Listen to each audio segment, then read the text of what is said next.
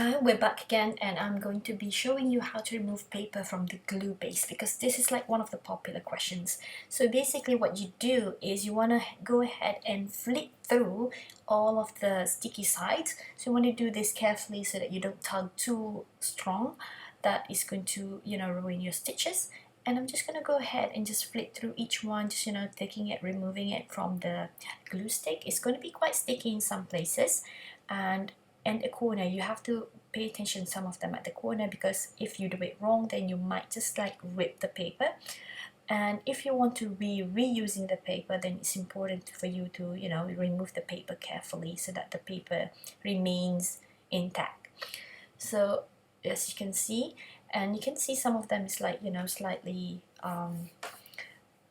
wonky and all that. You can just press that again and just reuse it.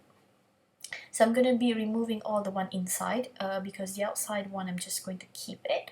I'm still going to piece it to the next block next to it, so I'm going to keep all the one on the edges. I'm just going to be removing all the center parts, and I'm going to be reusing these papers, because sometimes you don't have enough papers, and you can just be reusing the one that you already have finished into a block. So I'm just gonna go ahead and just do all of that for the rest of the paper. So I'm going to do this quickly in a fast mode.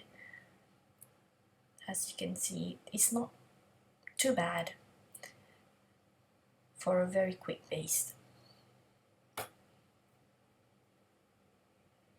And sometimes I do mistake, like I kind of pull it before I stretched it, so sometimes I get ripped paper, but it's okay.